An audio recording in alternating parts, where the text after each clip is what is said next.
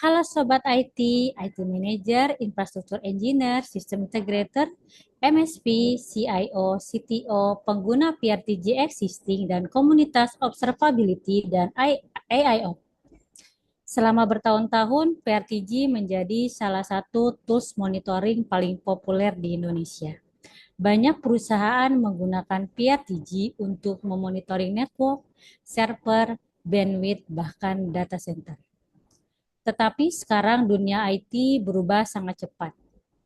Cloud berkembang, cybersecurity menjadi prioritas, AI Ops mulai masuk, dan perusahaan mulai bertanya, apakah monitoring tradisional masih cukup atau era observability sudah dimulai?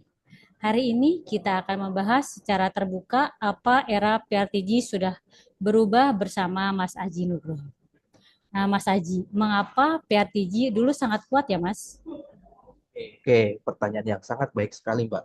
Nah, jujur saja nih, Mbak, kalau untuk PRTG ini memang sangat berjasa ya, karena eh, PRTG ini sebagai salah satu tools untuk membangun sebuah awareness monitoring di Indonesia.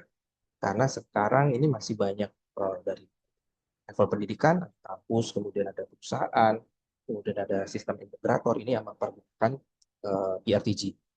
Nah, kenapa menjadi salah satu pilihan dari banyak engineer ya terkait dengan PRTG ini? Karena kemudahan dalam segi deployment atau penginstalannya. Yang kemudian dia bisa memberikan uh, UI experience yang bagus. Kemudian model monitoringnya pun sangat sangat mudah karena dia menggunakan sensor base. Dan hal ini yang memang cepat dan sangat mudah dipahami oleh tim engineer di Indonesia. Kemudian untuk mendapatkan konsep atau mendapatkan hasil dari POC-nya pun cukup cukup besar, cukup cepat di sini. Nah, apa yang berubah di dunia IT, Mas Aji? Nah, kalau yang sekarang ini ya, kalau untuk yang perubahan yang cukup banyak terjadi ini berkaitan dengan infrastrukturnya. Ya, karena dari infrastruktur, kemudian infrastruktur itu banyak sekali dan makin kompleks karena kita mengenal adanya infrastruktur terkait hybrid cloud, kemudian ada multi cloud, kemudian ada mungkin ada microservices, container, dan kemudian dari segi edge computing. Nah, tapi kita juga harus melihat dari topik-topik yang lain terkait dari cyber security, kemudian dari volume data yang cukup meningkat secara drastis. Ya, nah, yang paling banyak sekarang happening ya, ini terkait dengan AI dan AI Ops yang sudah mulai dipergunakan di beberapa sektor. Oke, Mas. Apakah produk seperti PRTG ini memiliki tantangan? Untuk tantangan pastinya sangat ada ya Mbak ya, kalau dari segi eh, tantangan-tantangannya. Nah, kalau untuk tantangan dari khususnya dari PRTG sendiri ini masih sangat kuat terkait dominasinya dia itu masih terhadap tradisional monitoring. Nah, kalau di tradisional monitoring ini masih dalam monitoring dalam bentuk infrastruktur yang saat ini ada yang dipakai oleh tim engineer. Nah, kemudian dari uh, dominasi tersebut itu juga membuat dia tidak seagresif dari kompetitor-kompetitor yang lainnya terkait dari observability-nya. Nah, ini yang menjadikan sebuah tantangan di tahap pertama. Kemudian dari segi tahap tantangan berikutnya ini yang cukup cukup berkelanjutan ya. Di sini ada terkait dengan integrasi terkait dengan ekosistem modern yang ada. Karena diintegrasikan biasanya kalau untuk di beberapa uh, platform monitoring ini cukup cepat. Nah, tetapi kalau di PRTG sendiri ini ada terkait untuk tantangannya ada di beberapa distribut tracking, kemudian AI pipeline-nya masih dalam bentuk roadmap. Kemudian untuk correlation-nya terkait dengan telemetry correlation-nya ini masih sangat-sangat belum di-enhance ya secara komprehensif. Kemudian untuk secara uh, deployment-nya terkait untuk mungkin dari microservices ini masih sangat sangat jarang atau susah sekali untuk dilakukan deployment di sana gitu Mbak. Kemudian pastinya kita akan berhubungan dengan biaya ya. Nah, sekarang dengan adanya perubahan dari segi bentuk perubahan license dari perpetual menjadi subscribe, ini akan membuat perubahan biaya tersendiri. kemudian dari segi biaya untuk perusahaan atau enterprise, kemudian untuk multi deployment atau untuk dalam bentuk multi site ini pasti akan membuat biaya semakin membengkak. Kemudian ada untuk sensor growth atau penggunaan sensor ini semakin banyak karena dengan sistem subscribe ini end user atau pengguna ini tidak dibatasi lagi oleh penggunaan sensor. Kalau di perpetual kita ada pembatasan, tapi kalau di subscribe ini kita dibebaskan. Nah, kemudian tantangan yang terakhir adalah kebutuhan untuk kustomisasinya. Nah, biasanya untuk di perubahan kustomisasi ini memang eh, dari perusahaan-perusahaan pengen adanya perubahan dari dashboard, pembuatan dashboard ini yang memang agak-agak susah dilakukan di ERTG itu tersendiri. Demikian, Mbak. Nah, Mas Haji, mengapa open source sekarang mulai dilirik ya, Mas? Nah, kalau kita membahas terkait open source, ini sangat-sangat uh, menarik ya, Mbak ya, karena di dalam open source ini kita bisa melihat beberapa kemudahan-kemudahan di sana terkait dari mulai skalabilitasnya, kemudian fleksibilitas dalam pendeploymentnya atau penginstalannya. Kalau dulu agak susah mungkin dengan harus menggunakan script ataupun perintah-perintah tertentu, sekarang kita sudah bisa melakukan deployment dengan cukup satu kalimat atau satu perintah. Kemudian dari uh, platform yang ada ini bisa langsung dinaikkan menjadi enterprise level untuk level enterprise di sini. Kemudian dari segi open source ini juga banyak kemudahannya juga dari mulai untuk monitoring, kemudian kita untuk bisa melakukan log monitoring atau SIEM atau XDR, kemudian bisa berhubungan dengan security correlation-nya, kemudian dari segi visualisasi. Nah, beberapa tools platform hanya memberikan visualisasi terkait dashboard yang ada, menggunakan model visualisasi, kemudian menggunakan dashboard yang cukup bagus untuk penggunaan untuk yang tim bisnis ataupun perusahaan-perusahaan yang bergerak di bidang tertentu. Kemudian untuk pencatatan lognya sendiri dari open source ini juga cukup banyak ya. Jadi beberapa tools mereka menyediakan ada yang namanya centralized log, kemudian ada event analisis di sana. Ini bisa dikembangkan karena bersifat open source di sini. Kalau monitoring versus observability, apa poin terpentingnya, Mas Haji?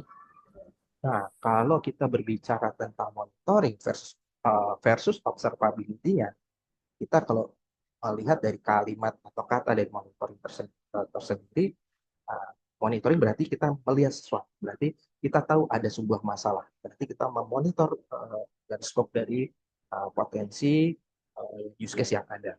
Sedangkan kalau observability ini akan lebih dalam lagi, Mbak.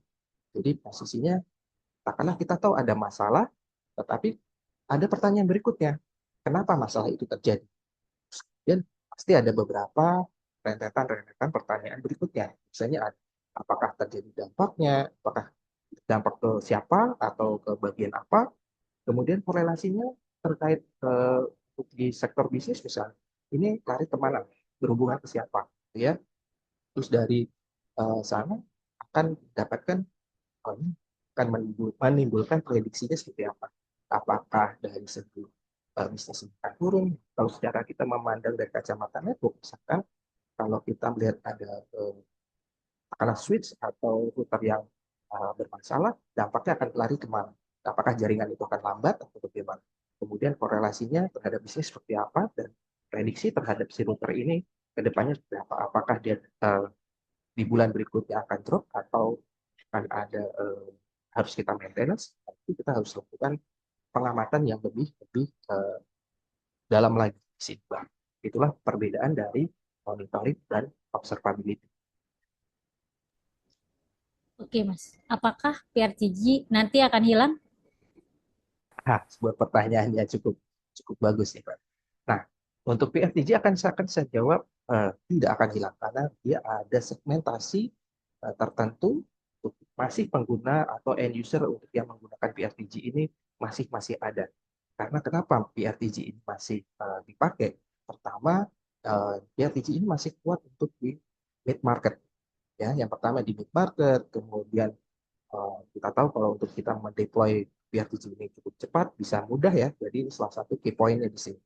Kemudian masih banyak di Indonesia itu yang masih menerapkan tradisional infrastructure monitoring, ya. Jadi masih masih memberikan informasi secara raw data masih bisa didapat di sana. Kemudian secara kemudahan penggunaan pun, secara operation atau penggunaannya pun masih sangat-sangat simpel, sangat-sangat mudah. Kemudian ya kita tahu kalau kita melakukan instalasi, ya PG ini cukup berbasiskan apa namanya, operating system atau sistem operasi Windows. Nah, itu cukup klik start, next sampai dengan finish. Nanti dia akan menginstalkan PRTG. Nah, ini salah satu key point dari PRTG kenapa masih bisa dipakai, masih bisa dipergunakan, dan dia tidak akan hilang. Bagaimana masa depan ITXM dan modern observability di Indonesia ya Mas Haji? Nah, kalau untuk masa depan ITXM, ini menjawab dari, kita menyambung dari pertanyaan sebelumnya ya Mbak ya. Jadi kalau tadi terkait dengan PRTG ini apakah akan hilang. Jadi ini kan merunut ke arah pertanyaan Mbak yang ITXM ini. Nah, kita kan sedikit sambung sebelumnya. Jadi kalau di PRTG tadi eh, ada kelemahan terkait saat ini pasar mulai bergerak ke arah observability, jadi ke arah lebih ke arah yang lebih deep lagi. Kemudian ada AI yang eh, data-data yang harus dilakukan atau eh, keputusan yang berbasiskan AI. Jadi istilahnya kalau kita sebut AI driven operation. Kemudian ada banyak sekali ekosistem yang harus kita monitoring. Nah, biasanya kalau kita berhubungan dengan monitoring, kita akan lihat dari segi correlation-nya seperti apa. Kemudian ada beberapa telemetri atau data-data yang harus kita lakukan monitoring. Nah, hal ini yang akan menjadikan uh, tantangan ke depannya, di mana ITXM ini yang akan menjadikan salah satu tools, salah satu platform yang bisa dipakai atau dipergunakan oleh teman-teman di sini. Karena konsep dari ITXM ini pertama, dia menganut adanya monitoring di dalam. Dia mempunyai monitoring di dalamnya, kemudian dia melakukan observabilitas terkait data yang ada, terkait anomali yang ada, dan kemudian memberikan sebuah visualisasi dashboard yang ada. Kemudian dari sana diberikan juga ada sistem yang mencatatkan perihal log analisis terkait dengan apa yang dilakukan di sistem tersebut. Jadi menunjukkan fungsi-fungsi tadi bisa saling-saling terintegrasi. Karena ini adalah modul dari ITXM itu tersendiri. Nah, kemudian di ITXM ini juga akan ada namanya AI correlation. Jadi dia akan mempunyai engine di dalamnya bersifat untuk melakukan prediktif terkait sesuatu hal, kemudian memberikan sebuah scoring terkait dengan solusi-solusi yang ada. Apakah kita memasukkan sebuah di sistem, skor kita apakah dari segi router ini skornya tinggi atau dalam rendah. Nah, sistem scoring ini biasanya digunakan oleh uh, level level ke atas. Jadi jarang sekali si level non non si level ini akan melihat dari sisi scoring. Kemudian dari predictive alert dia akan memberikan sebuah solusi atau memberikan sebuah penilaian di sana. Kemudian ada juga dashboard-dashboard yang memang dipakai oleh level dari staff sampai dengan manajemen yang ada ya, yang dipergunakan atau yang memang diberikan akses ke sana. Kemudian pastinya berhubungan dengan kepatuhan dari segi compliance dari segi perusahaan. Itu juga akan diberikan ditambahkan di konsep ITXM ini sendiri. Nah, jangan lupa ITXM selain dari monitoring dan pencatatan data atau pencatatan log, kemudian dari visualisasi, kita akan berhubungan dengan namanya sistem yang berhubungan dengan cyber security. Dari sini observability-nya terkait cyber security pun akan ditambahkan di dalam konsep ITXM. Nah, dari DCM Group ini akan memberikan ITXM terkait dari mulai lini pertama monitoring sampai dengan lini yang paling akhir biasanya dalam bentuk sebuah report ataupun dalam bentuk visualisasi. Demikian. Oke, baik. Terima kasih Mas Haji atas insight-nya. Mungkin pertanyaannya yang benar bukan apakah PRTG sudah selesai, tetapi apakah kebutuhan IT perusahaan sekarang yang sudah berubah. Karena dunia IT hari ini bukan hanya monitoring, tetapi visibility, correlation, prediction, dan business impact. Ini adalah awal dari era modern observability.